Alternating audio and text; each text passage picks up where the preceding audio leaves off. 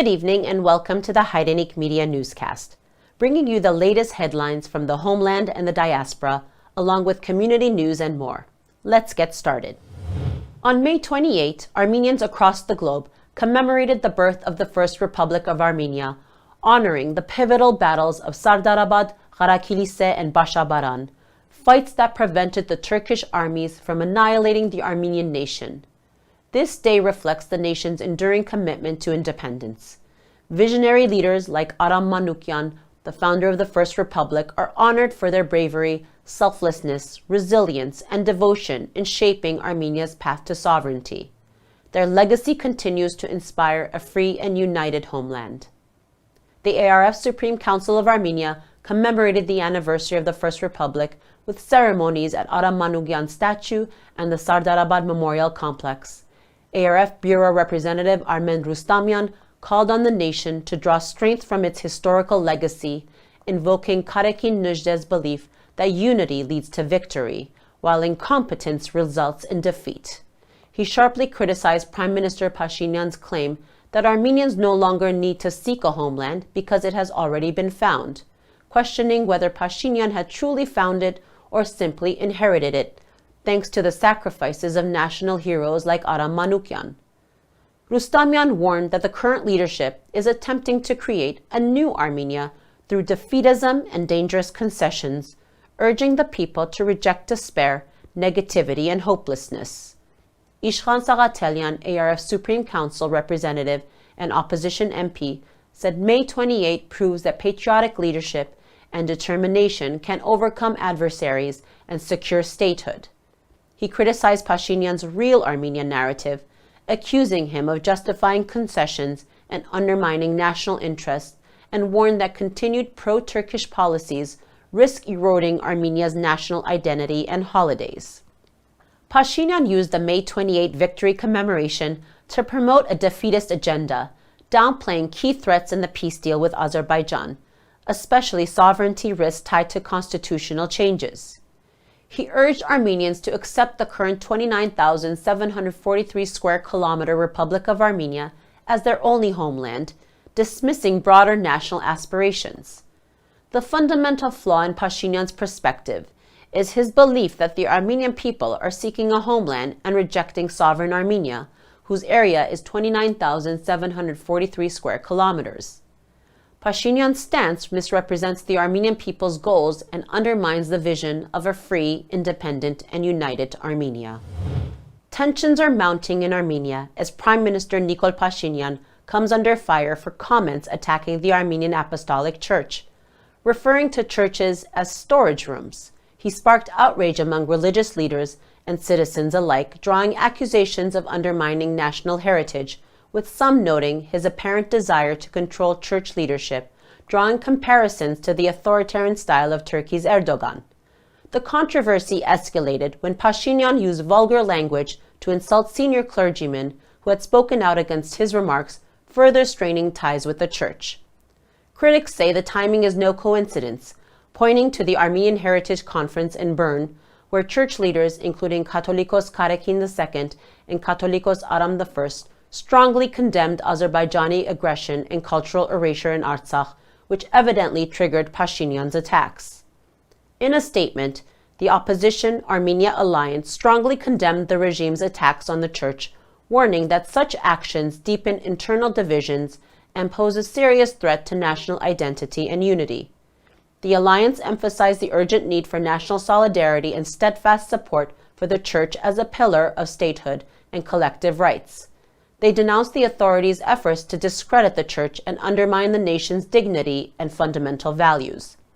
Opposition MP ARF member Artur Khachatryan condemned the social media attacks targeting clergy, calling them inappropriate and questioning their timing alongside the religious conference in Switzerland. He accused Azerbaijan of using border attacks and the Berdzour airport opening to prepare for further aggression, while criticizing Pashinyan's government for blaming others instead of defending Armenia. In an interview with 24 News, ARF MP Christian Vardanyan described Prime Minister Nikol Pashinyan's attacks on the Armenian Church as a deliberate tactic tied to ongoing negotiations with Azerbaijan and Turkey. She added that as part of the peace process, Pashinyan has agreed to suppress opposition in line with Azerbaijan's demand to silence so-called revanchists. According to Vardanyan, this crackdown targets key pillars of Armenian society, including the church, the diaspora, the ARF, and patriotic individuals, in an effort to weaken their influence and erode public trust.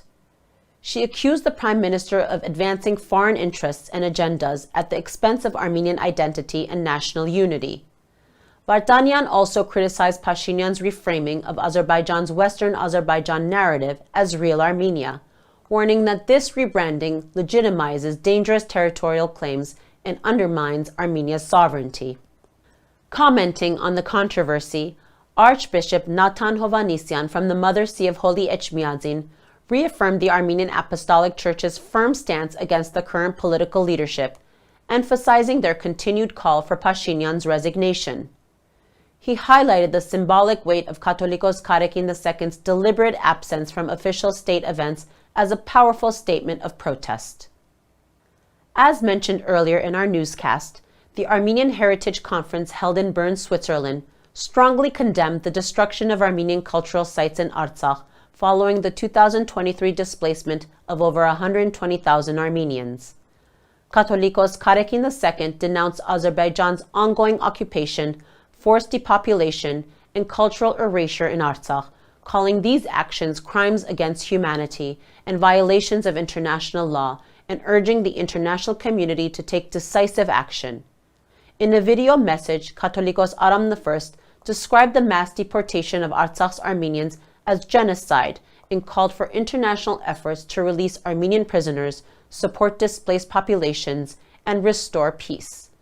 The event featured striking visual documentation by photojournalist David Ghahramanyan and concluded with the adoption of the Bern Declaration, a call for urgent international action to protect and preserve Armenian heritage. In the early hours of May 30, Azerbaijani forces opened fire on the village of Ghoznavar in Armenia's Syunik province for the second consecutive night. The attack damaged a home and killed a farm animal, marking yet another escalation in a pattern of provocations. The incident highlights the ongoing security threats facing civilians in Armenia's border regions. Azerbaijan's authoritarian leader Ilham Aliyev has renewed demands for the return of Azerbaijanis to areas he calls Western Azerbaijan, a term widely viewed in Armenia as a territorial claim. Speaking at a conference in Turkey, Aliyev called on Armenia to clarify conditions for the return of Azerbaijanis and engage in talks, warning that Armenia's silence is hindering the peace process, despite both sides having finalized a language of a proposed treaty. He also reiterated calls for dissolving the OSCE Minsk Group and for constitutional changes in Armenia, demands not part of the peace deal. Armenian officials, including the Prime Minister Nikol Pashinyan, have characterized Aliyev's statements as clear territorial demands. At the second Yerevan Dialogue Forum, Prime Minister Pashinyan announced he would personally initiate constitutional changes if the Constitutional Court blocks the upcoming peace agreement with Azerbaijan.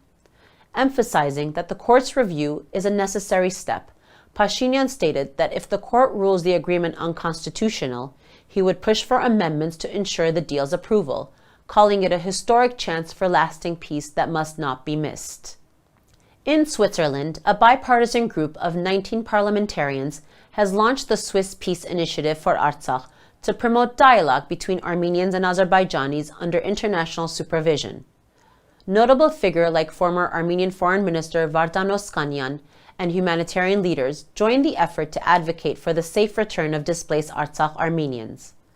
Aram Hamparian, Executive Director of ANCA, praised Switzerland's support for Artsakh Armenians, calling the initiative a timely move to reverse Azerbaijanis' 2023 actions and restore justice for the displaced. Ken Hachikian, chair of the Armenian Legal Center for Justice and Human Rights, also welcomed the Swiss Peace Initiative, highlighting its importance in advancing the right of return and promoting dialogue, accountability, and justice. Kaspar Karampetyan, president of the European Armenian Federation for Justice and Democracy, described the forced exodus of 120,000 Armenians from Artsakh as a grave violation of human dignity and law. He praised the Swiss parliament's efforts for a just resolution, ensuring the safe return of displaced Armenians, and urged other European nations to follow Switzerland's lead. The representative of the Armenian Revolutionary Federation to the Socialist International SI and the organization's vice president Mario Nalpantyan participated in key SI meetings in Istanbul, hosted by Turkey's Republican People's Party and chaired by SI President and Spanish Prime Minister Pedro Sanchez. During the council session on protecting civilians and resolving conflicts, Nalpantyan highlighted the Armenian exodus from Artsakh, calling it a continuing crime and criticizing the international community's inadequate response. He urged Turkey to re-examine its history and acknowledge its responsibility for the Armenian genocide, stating that true peace cannot be imposed but must be just and lasting. In Washington, D.C., Secretary of State Marco Rubio told the House Foreign Affairs Committee that preventing a renewed conflict between Armenia and Azerbaijan, specifically an Azerbaijani invasion of Armenia, is a top U.S. foreign policy priority. He also emphasized Washington's efforts on human rights and prisoner issues in Azerbaijan. Rubio's remarks came in response to bipartisan calls from Representatives Chris Smith and Jim Costa to enforce Section 907 restrictions on U.S. military aid to Baku and secure the immediate release of Armenian hostages. He's a dictator. I know we work with dictators and we have to have at least some kind of conversation with them, but release those prisoners. And it's very clear that after the genocide committed by Aliyev against the Armenians, that there are many, many political prisoners and POWs being held.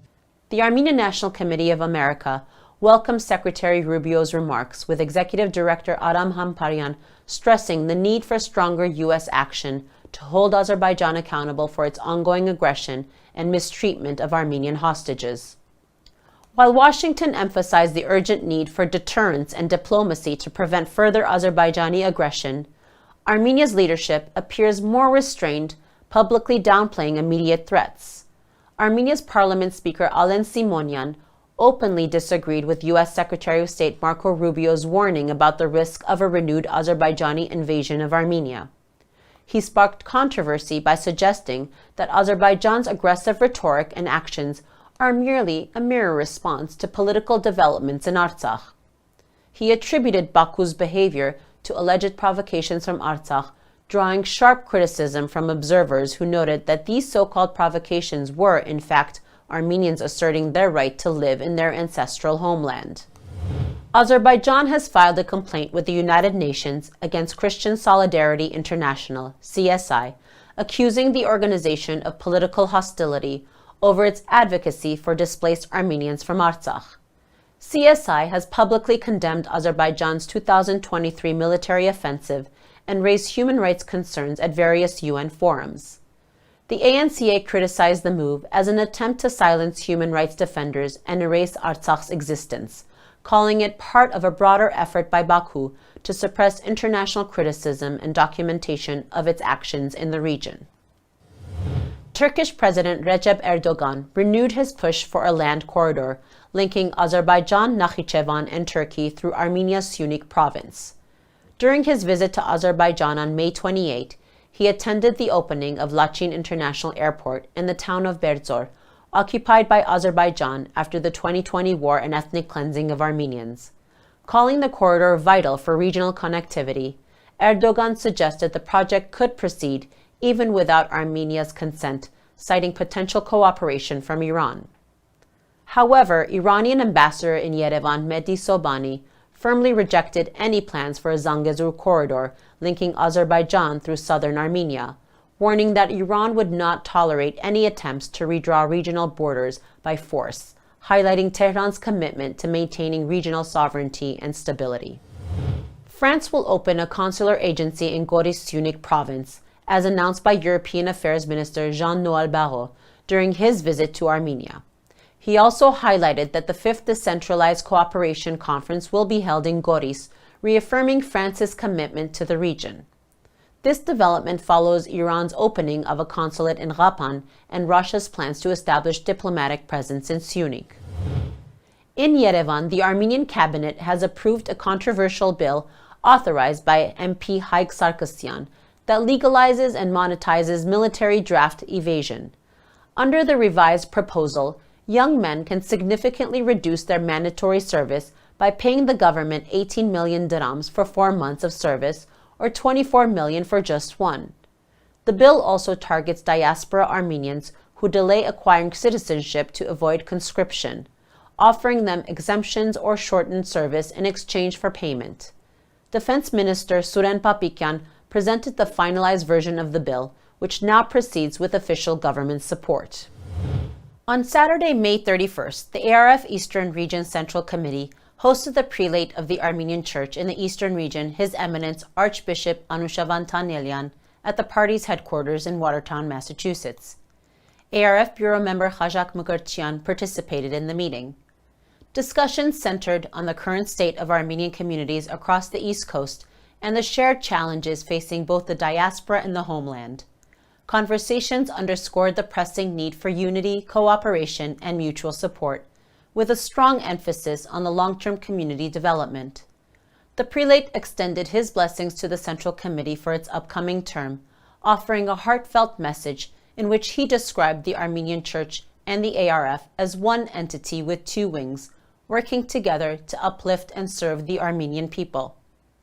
ARF Central Committee Chair Ani Chaglasyan echoed the Archbishop's message, noting the impact of divisive politics in Yerevan on diaspora communities and emphasizing the importance of adaptability and resilience in addressing emerging challenges.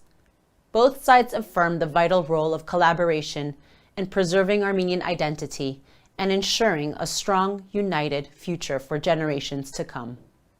By directive of His Holiness Catholicos Aram I, His Eminence Archbishop Anushavan Tanelyan, Prelate of the Eastern Prelacy, and His Eminence Archbishop Geram Hacherian, Prelate of the Western Prelacy, extended the greetings and fraternal prayers of the Armenian Catholicosate of the Great House of Cilicia to Pope Leo XIV, following his enthronement on May 18.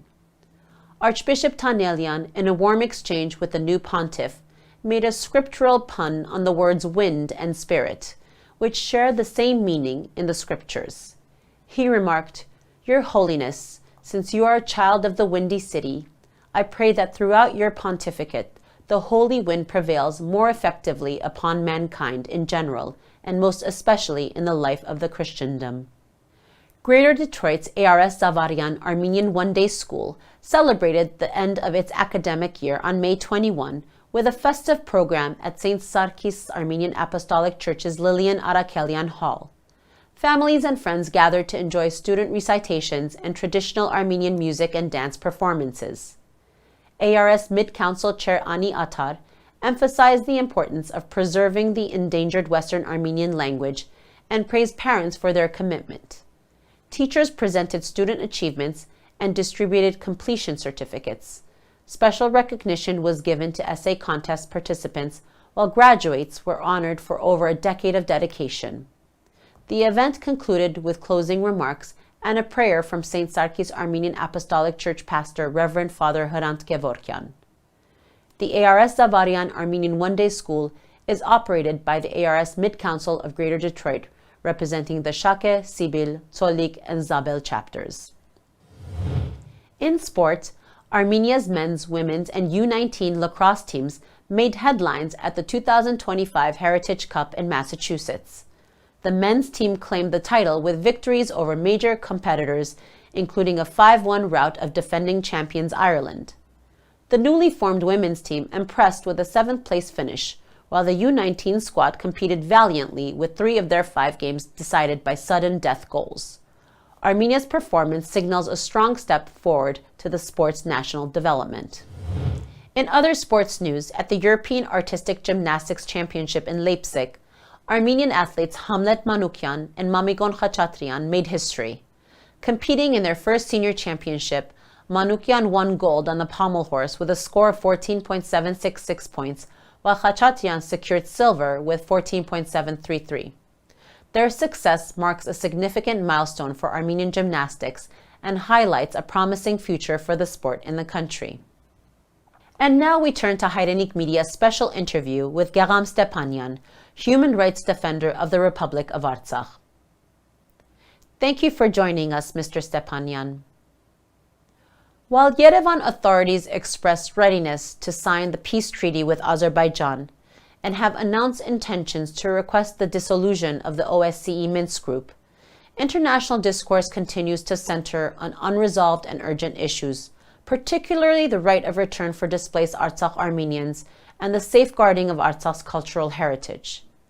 These concerns were prominently addressed at two recent international conferences held in Switzerland. How do you view these developments and their significance for the future of Artsakh and the Armenian people? The two processes that are held in Switzerland are very important from the point of view of the protection of the rights of Artsakh people.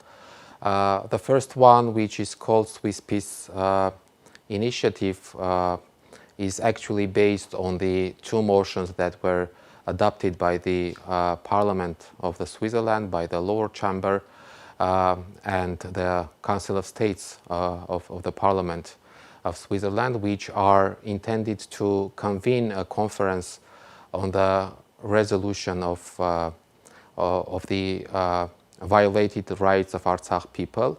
First of all, the right to return, and actually it is something that is organized not by Armenians but our Swiss colleagues, and as I mentioned, it is very important for us to be engaged because we see that this gives us opportunity to have negotiations with the Azerbaijani side, especially on the right of return of our people. But it also includes other collective rights and the preservation of our identity and the preservation of cultural and religious heritage that we left in Artsakh. And the second one, that in which the Armenian Apostolic Church is a co-organizer, is also very important because it is an initiative that condemns the vandalism and destruction of Armenian cultural and religious heritage in Artsakh, and also calls the international community, different actors on international level, to take proper and practical steps for the prevention of further destruction of our cultural heritage there. These two conferences send a clear message that in international arena we have allies, and there are people who say clearly that they do not agree with so-called results of the Azerbaijani aggression. They say that they do not accept the ethnic cleansing of Artsakh, and they say that Nagorno-Karabakh conflict is not, Artsakh conflict is not resolved, and there is a need, a strong need of negotiations between Armenian and Azerbaijani side, Artsakh side, to solve the issue of return of Artsakh people and to ensure that the rights of all parties of the conflict are properly addressed. Why Armenia is not present, this issue is very problematic for us, and frankly I can say that during our conversations with our international colleagues we always face this question, because it is illogical for them that a country that had been for 30 years the advocate of the rights, the guarantor of the rights of and interests of Artsakh people now is absent from the international processes. But we see that this is because of this so-called policy of appeasement that is being carried out by the Armenian authorities. They are just doing whatever is being dictated by Azerbaijani authorities and to reach so-called peace. But we see and we clearly state that without addressing all problematic issues, including the right of return of Artsakh people, it is not possible to reach peace. So this is our message to the international community, and we are very glad that we have friends and we have colleagues in pursuing our rights on international level. Thank you. We also address another urgent matter: the continued silence from Armenian authorities regarding Armenian prisoners of war held in Baku. Azerbaijan appears to be exploiting this inaction, potentially laying the groundwork for legal actions against Armenia and escalating its demands. What steps should the Armenian government be taking, and why is there such inaction? The issue of our hostages in Azerbaijan is also one of the core issues for us, because they are actually held as hostages there, not POWs, or we can call them differently, but we see that they are being held there politically motivated, so they are really hostages. And these sham trials that we see in Baku have nothing to do with legal processes. These processes are completely politically motivated, and they are against international law and human rights law. And we have numerously stated that this is something that is in a strong contradiction with international law. The Armenians, Armenia's absence from the engagement, I mean the absence of Armenian engagement in this issue is really very problematic. First of all, because it means that Armenia normalizes this injustice and sends a message that Armenia accepts these fake trials and does not combat to these processes. And second of all, this is problematic because it also weakens our support from international community, because different actors, different countries or organizations say that Armenia must be the champion of the advocacy of the rights of our hostages that are being illegally held in Azerbaijan and are subjected to fake trials. What Armenia should and must do is, first of all, to publicly condemn these trials, making strong and consistent statements saying that these processes have nothing to do with legal issues, and they are politically motivated and they are against international law. And the results of these trials must not be accepted by the international community. Also, considering that we had many statements coming from different organizations, for example, UN High Commissioner for Human Rights mentioned that illegally kept people should be released from Azerbaijani jails.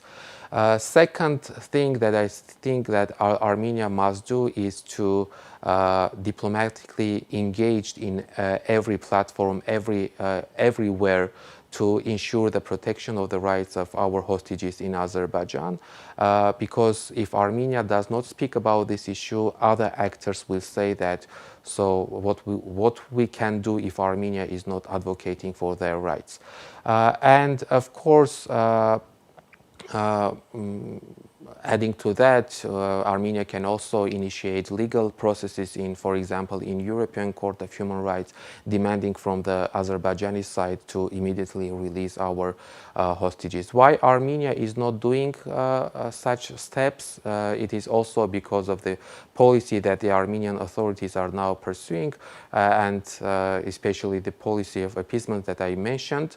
Armenia thinks that not addressing this issue will pave the way for peace with Azerbaijan, but we all see that these concessions to Azerbaijani side brings new demands, and it is not possible to speak about fair and just peace in the situation when one side is aggressor and the other side is just doing whatever is being dictated by the aggressive side. You were watching Heritage Media's interview with Artsakh human rights defender Yerevan Stepanyan. That's all for tonight's broadcast. Thank you for joining, and don't forget to follow us on YouTube, Facebook, Instagram, and X. Good night.